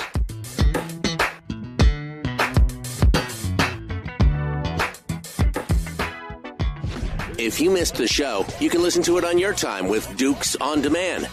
Oh, and it's free. Like America used to be. Streaming live every weekday morning on Facebook Live and MichaelDukesShow.com. Okay, we're still on the line here with Sarah Vance, and we're getting ready to, we'll have one final segment with her, and we'll do a little bit of a recap of everything that took place during the session, her thoughts overall, and what we can expect to see in the next 3 days. So that's pretty much it. Sarah, other than that, anything else you want to are you ready to go home? That's my question. Oh my goodness. I was ready to go home a while ago, but I think all of us are. It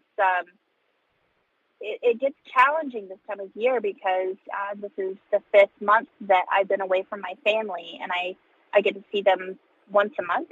I tell you what, I might as well live in Timbuktu to be in Homer for what it takes to get there, with canceled flights and delays and things like that, trying to make sure that I'm here to vote for the people is so important. And I've had to remind myself that representing the people, regardless of the outcome, is enough.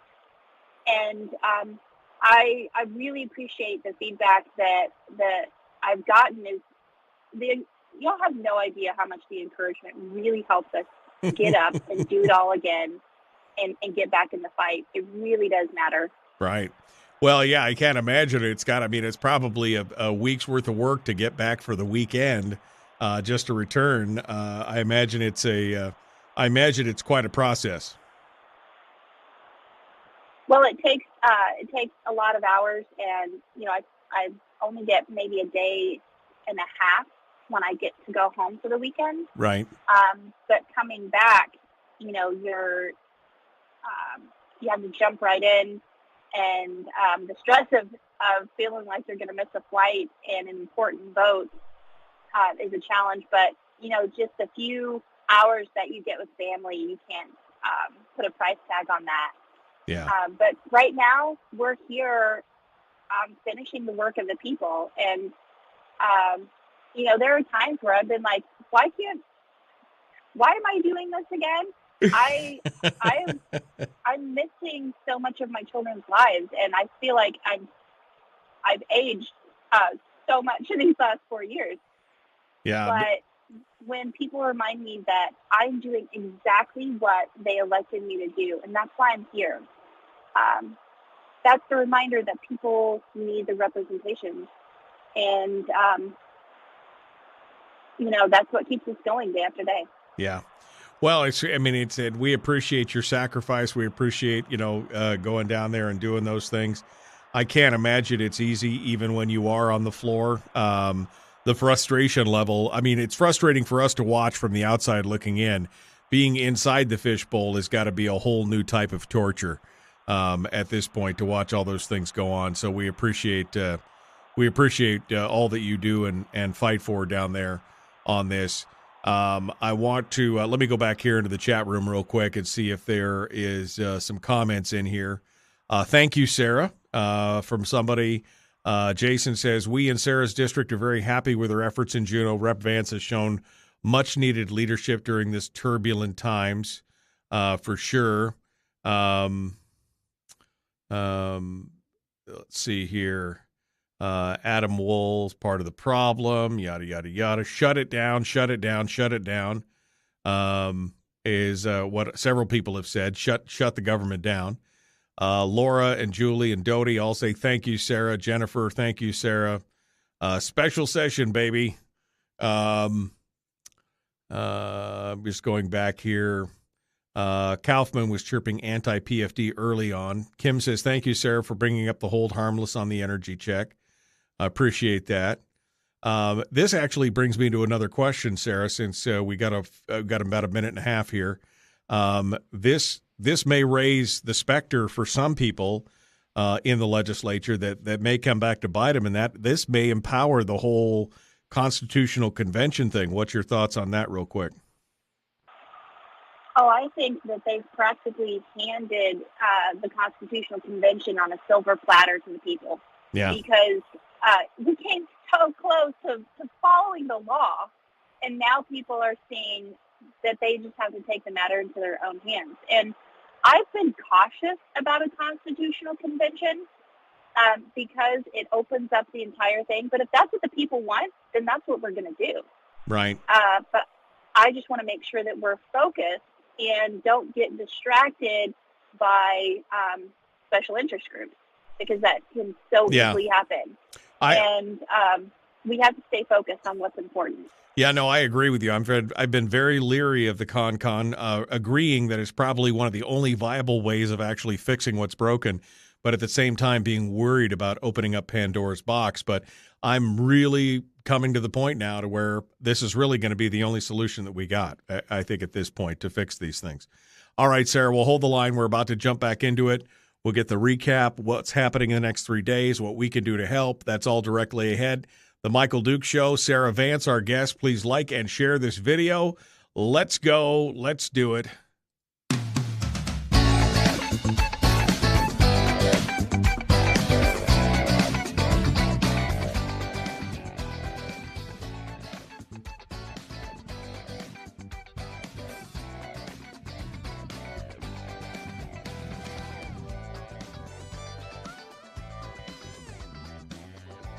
All right, one final segment here. Sarah Vance is our guest, GOP state rep for District 31.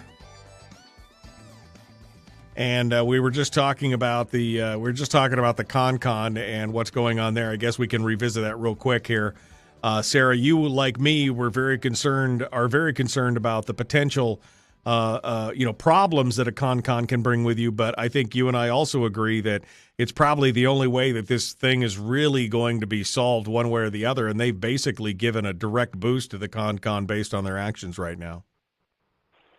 It's true. But, I think what I find so interesting is that yesterday, Representative Ivy Sponholz, who I sit next to on the floor, was asking me if I would be open to a conversation of providing the 10-day extension so that we can talk more about the fiscal plan. And one of the bills is JKT's constitutional amendment that would say that it included a dividend as provided by law. And she has been a proponent of a 75-25 split, but there's a lot of people now who are saying that we can change the formula to the 50-50 in statute. So here we finally have majority members saying, hey, let's go ahead and put the dividend in the Constitution as provided by law. And I asked, well, in that conversation, does the constitutional amendment say that the statute cannot change without a vote of the people? And she said no. So we are closer to the conversation in the legislature than we've ever been. But I did tell them, don't you think it's a little late in the game? We have 3 days left. And you want my 10-day extension? Promises. We did this last year. Right. And I just don't believe you anymore. Right. So I think it's great that we're having the conversation, but it's pretty disingenuous to wait this late in the game to finally say, hey, maybe we should talk about this. Well, it's time compression as a weapon, which is what the majority has been very good at. The business as usual and the pro-government spend crowd have been very good about using time compression as a weapon, and that's the big deal. Sarah, recap for us this whole last 5 months in the legislature. You've been there now for a few years. You've kind of seen how the sausage is made. Do me a comparative. I mean, when you look back at this session, more contentious, less contentious, got more done, got less done. Is this more just business as usual? Give us your overall take here on what took place over the last 4 or 5 months. I feel that overall it's been less contentious in the House than I've seen it before. And I just have to give a shout out to the House Republican caucus because they've been an amazing team. They really have. It's just been so easy to work with everyone, and we've been respectful to each other and allowing space to represent our districts because we're not a binding caucus, and we've really stuck to that. And when the hard conversations came, we made sure that we were able to hear each other out. And yes, there's frustration and there's disagreements, but I tell you, when you have a good team, you're able to accomplish so much more. And that has really made a difference in this legislature. As far as what has actually been accomplished, it's very little. But that's something that we don't get to control the calendar or the movement of these bills. That's the majority. And they're trying to finish everything up in these last few days that they realized, oh, wait a minute, we didn't get that across the finish line yet. And so that's why you see 12 to 20 bills on the floors today.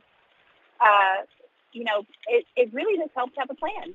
And I'm hoping that next year that the Republicans can come together with a really good plan, a fiscal plan, a policy plan, and be able to provide that in a measured way. And I could be a little sarcastic and quote my good friend Representative McCabe and say that overall it's kind of a dumpster fire. Yeah, this thing is a dumpster fire. I think we can all agree on that right now.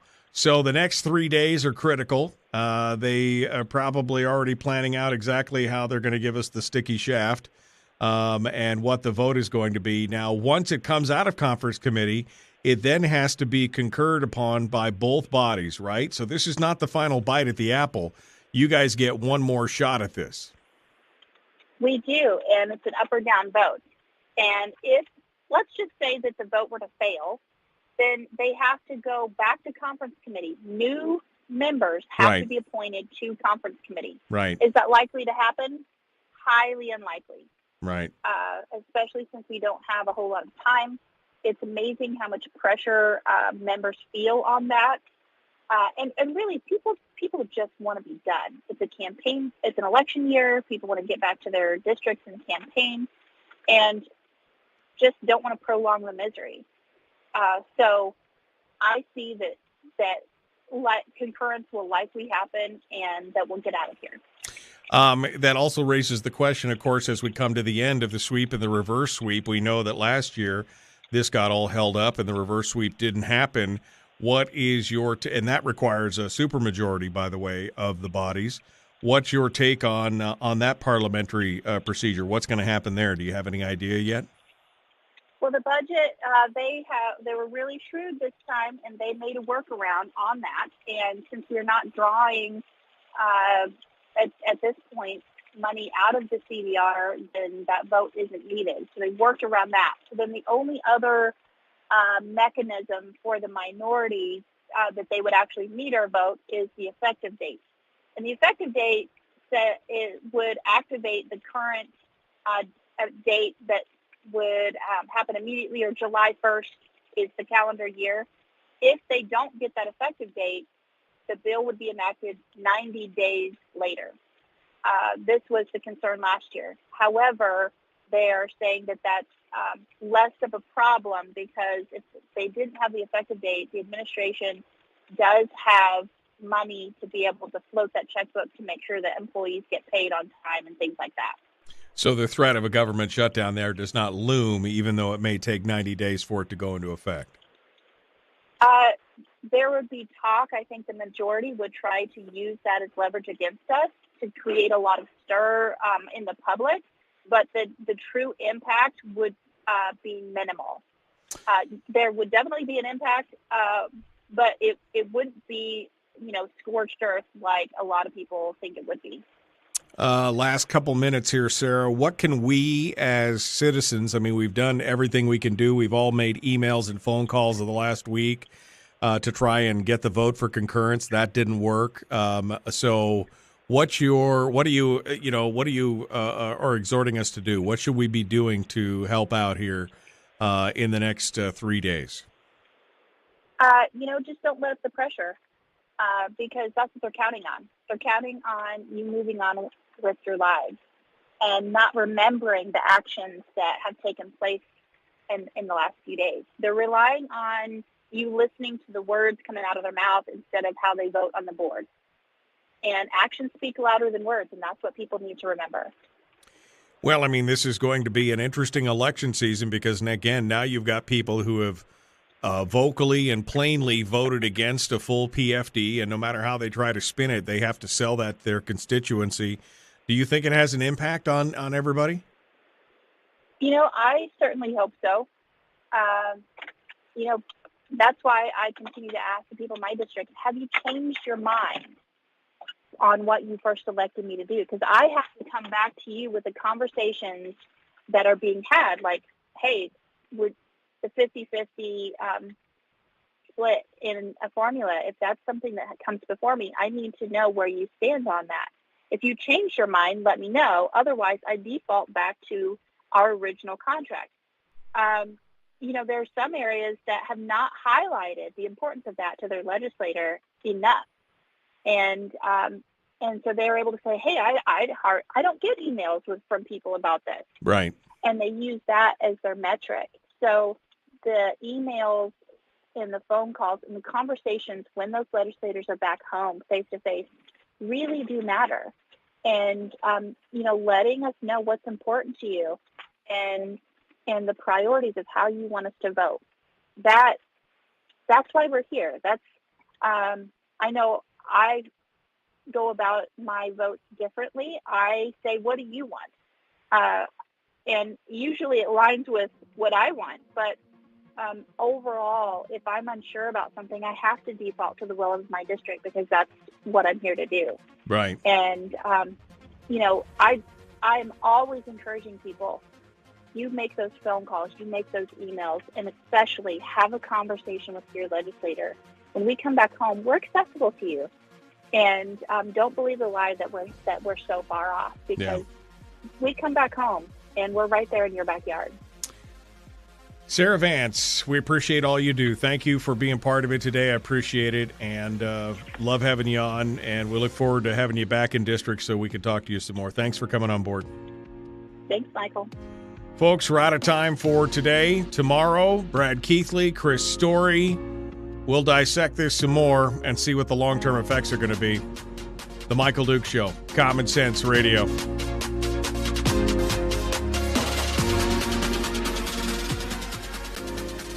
Well, that's it for today. Thank you to Sarah Vance for being part of the program. I mean, I still got some blame in my heart. I got to be honest with you. Still got some blame. We're going to see what this brings here in the future. Be kind to one another, love one another, live well. That's my mantra. That's what we should do, no matter what happens. You're going to have a great Monday, my friends. This is going to be a good week for you. We will see you tomorrow right here on the Big Radio program. Thank you so much. Have a great day.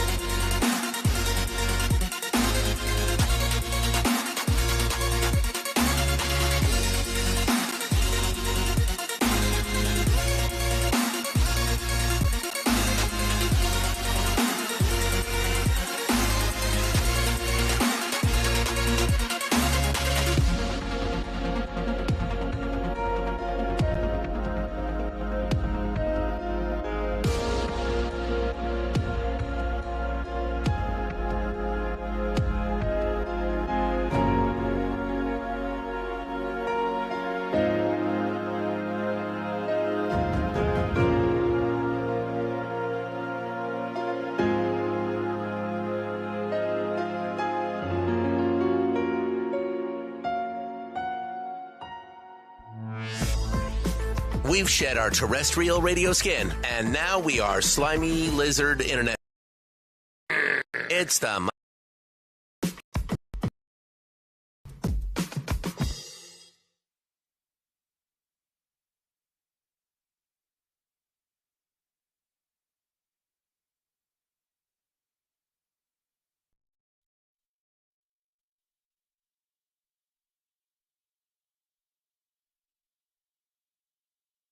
Welcome to the